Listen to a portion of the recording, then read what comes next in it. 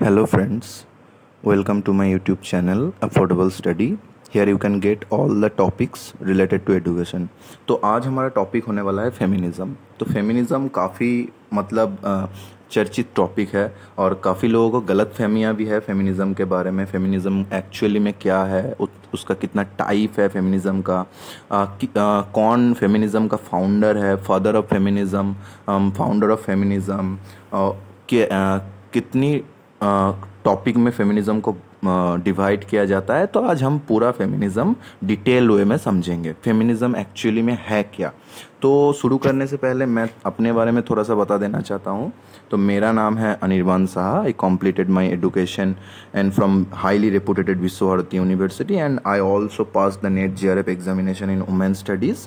तो मैं जब नेट का प्रिपरेशन किया, मेरा जीआरएफ भी हुआ, तो मैंने तभी फेमिनिज़म के बारे में डिटेल्ड वे में पढ़ा और क्या एक्चुअली में फेमिनिज़म है वो समझा, फेमिनिज़म क्या होता है। तो अगर हम आज की सोसाइटी में अगर बात करें तो वुमेन एम्पावरमेंट के बारे में काफ़ी चर्चा होती है आज सोसाइटी में आजकल।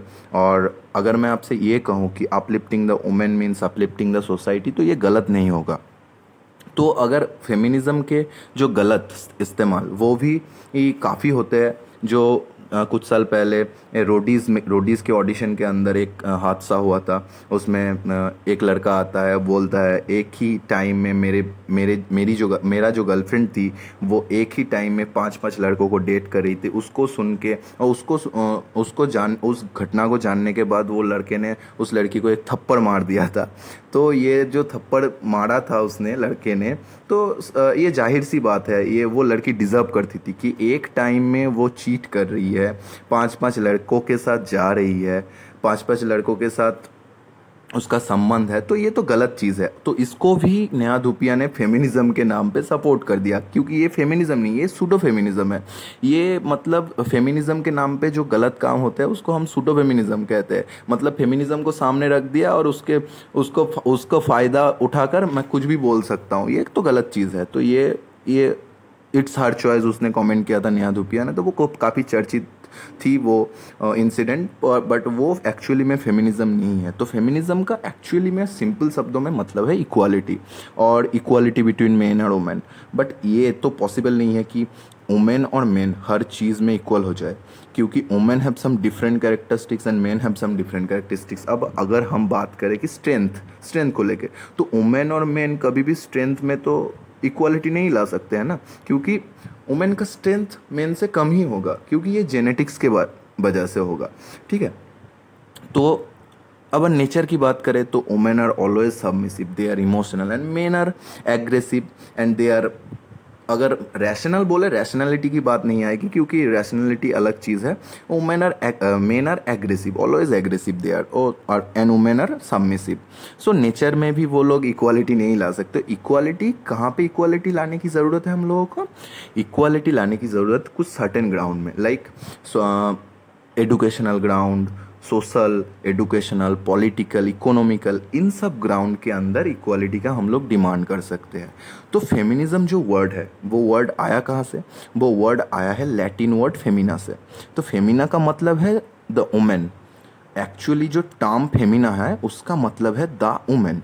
एक बार अब आते हैं फादर और फाउंडर ऑफ फेमिनिज़म। जो फाउंडर है फेमिनिज़म का, यहाँ पे काफ़ी लोग मेरे से विरोध करेंगे कि वो लोग बोलेंगे कि Charles Fourier founder of feminism है। But Charles Fourier founder of feminism consider नहीं किया जा सकता है, क्योंकि 18th सेंचुरी में 1792 में एक बुक लिखा गया था। उस बुक को लिखी थी एक लड़की, एक वुमेन ने लिखी थी, उसका नाम था मैरी वुllstonecraft। तो मैरी वुllstonecraft ने उस बुक में वुमेन एडुकेशन के बारे में, वुमेन्स इक्वालिटी के बारे में पहले ही बोल दिए थे।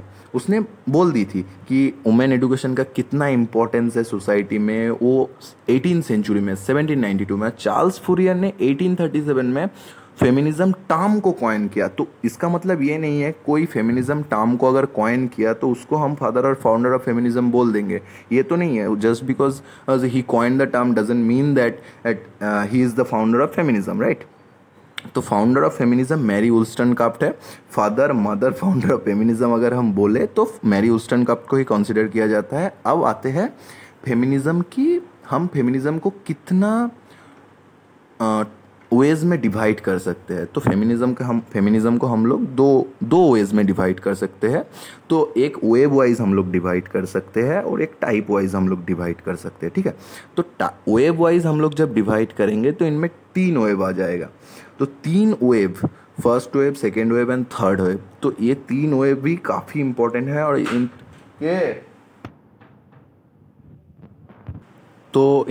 3 वेबों के अंदर काफ़ी इंपॉर्टेंट काम हुए थे। इन 3 वेबों का टाइम पीरियड है 1792 से लेकर प्रेजेंट तक, ठीक है।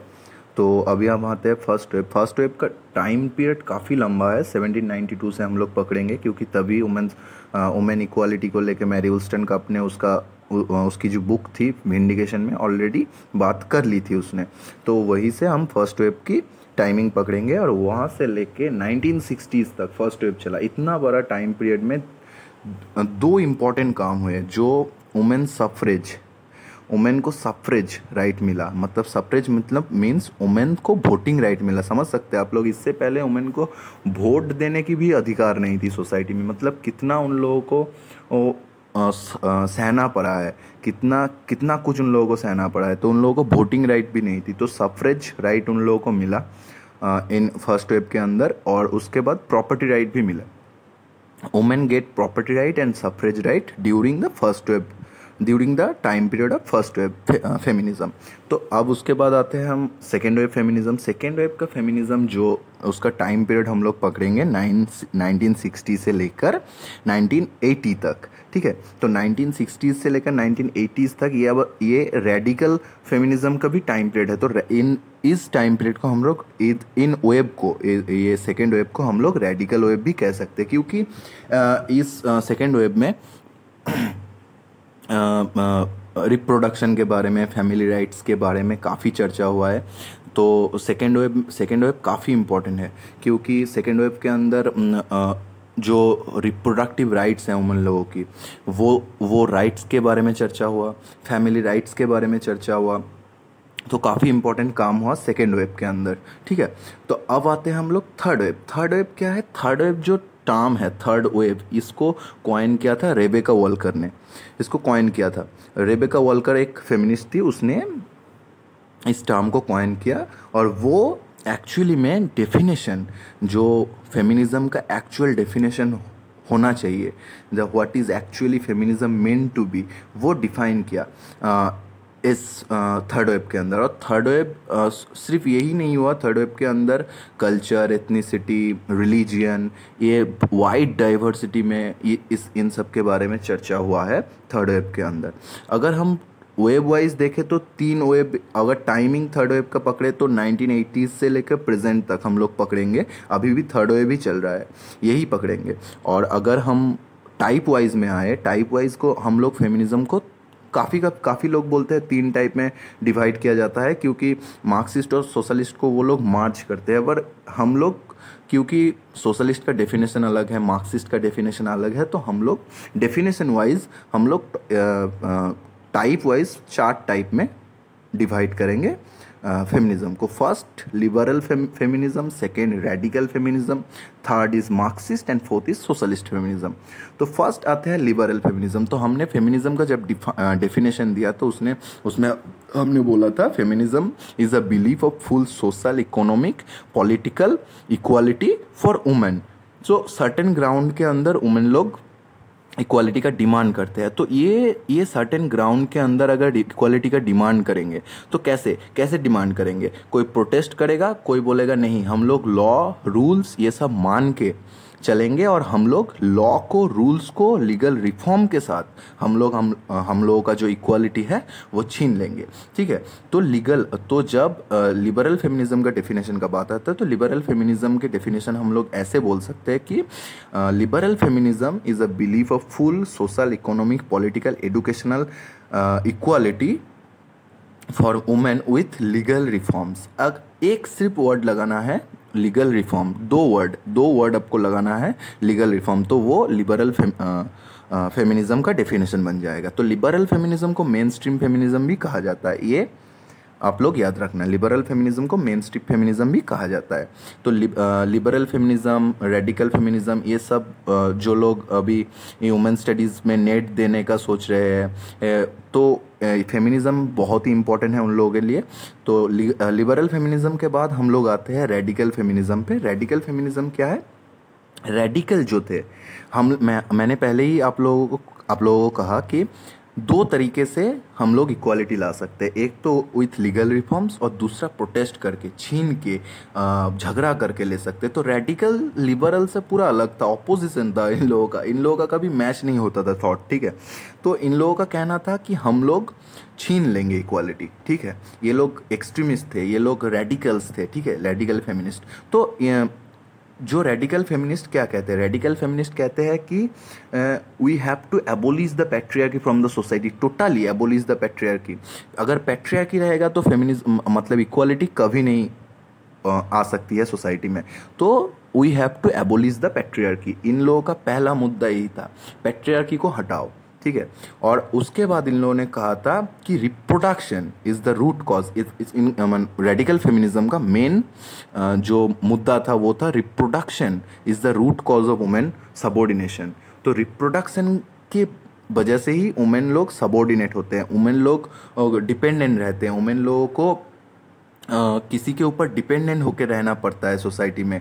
तो वो चाहे फैमिली हो, वुमेन की फैमिली हो, उसका हस्बैंड हो, तो डिपेंडेंट रहना पड़ता है। तो reproduction is the root cause of women subordination, radical का ये थॉट था, ठीक है। और बिसाइड दैट वो लोग, उन लोगों का ये भी मानना था कि they also challenge the cultural notion of the gender of the society. They जो कल्चरल नोशन था, वो जो एक धारणा था, नोशन का मतलब है धारणा, जो धारणा था, तो वो उस धारणा को चैलेंज करते थे वो लोग, ठीक है। इन लोगों का पहले ही काम था प्रोटेस्ट करना, चैलेंज करना, छीन लेंगे हम लोग इक्वालिटी, ऐसा इन लोगों का मेंटेलिटी था।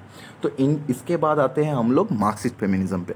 तो मार्क्सिस्ट अगर मार्क्सिस्ट थ्योरी हम देखेंगे, तो मार्क्सियन थ्योरी अगर हम देखेंगे, तो मार्क्सियन थ्योरी में कैपिटलिज्म के बारे में काफ़ी बात होता है। कैपिटलिज्म थ्योरी क्या है एक्चुअली? कैपिटलिज्म थ्योरी एक्चुअली ये है, अगर हम सिंपल शब्दों में अगर कैपिटलिज्म की थ्योरी को समझे, तो ये है कि रिच दिन ब दिन रिचर बनते जा रहे हैं और पुअर दिन ब दिन पुअर बनते जा रहे हैं। तो क्या हुआ? अगर रिच रिचर बनते जाएंगे और पुअर पुअर बनते जाएंगे, तो सोसाइटी में एक इम्बैलेंस आ जाएगा। और लेबर क्लास को, जो पुअर है, उन लोगों को ज़्यादा टॉर्चर सहना पड़ेगा। तो इसलिए कैपिटलिज्म जो था, capitalism is the root cause of women subordination, ये मार्क्सिस्ट फेमिनिस्ट का कहना था कि capitalism is the root cause of women subordination. तो लेबर क्लास का जो मतलब लेबर क्लास के ऊपर जो टॉर्चर होता है, तो वुमेन को, वो एक्चुअली में मार्क्स क्या समझे थे कि वुमेन एक लेबर की जैसी हो गई है। वुमेन लोगों का एक जो पहचान है, वो सोसाइटी में एक लेबर की तरह देखा जा रहा है। तो ये मार्क्स का कहना था कि कैपिटलिज्म को हटाना पड़ेगा अगर वुमेन इक्वालिटी को लाना है तो। अब सोशलिस्ट क्या कहते हैं? सोशलिस्ट फेमिनिस्ट का एक सिंपल सा मुद्दा, सोशलिस्ट फेमिनिज्म का अगर हम डेफिनेशन पे देखेंगे, गौर करेंगे, तो सोशलिस्ट फेमिनिज्म का डेफिनेशन ये है कि economic dependency is the root cause of women subordination. क्या हम लोगों को फैमिली में क्या होता है? हम लोगों को फैमिली में, हम लोगों को जो पापा होता है, वो हम लोगों के लिए कमा के लाते हैं, मम्मी जो होती है वो घर संभालती है, ठीक है। तो मम्मी किसके ऊपर डिपेंडेंट है? पापा के ऊपर डिपेंडेंट है। तो ये जो डिपेंडेंसी है, इस डिपेंडेंसी को सोशलिस्ट फेमिनिस्ट बोलते हैं, इस डिपेंडेंसी की वजह से ही वुमेन लोगों के अंदर, माने वुमेन और मेन कभी इक्वल नहीं हो सकते। तो जब economic independency only can and achieve the equality, तो इकोनॉमिक इंडिपेंडेंट, अगर वुमेन लोग अगर इकोनॉमिकली इंडिपेंडेंट हो गए, स्वाधीन हो गए, हम लोग, हाँ, मैं बंगाल से बिलोंग करता हूँ, तो हम लोग बंगाली कल्चर और बंगाली में ऐसा कहते हैं स्वाधीनता, ठीक है। तो फ्रीडम, अगर फ्रीडम मिल गई उन लोगों को, अगर इकोनॉमिक फ्रीडम मिल गई, इकोनॉमिक इंडिपेंडेंसी मिल गई, तो तभी इक्वालिटी पॉसिबल है। तो ये था पूरा होल फेमिनिज्म। तो आई होप आप लोगों को समझ में आया।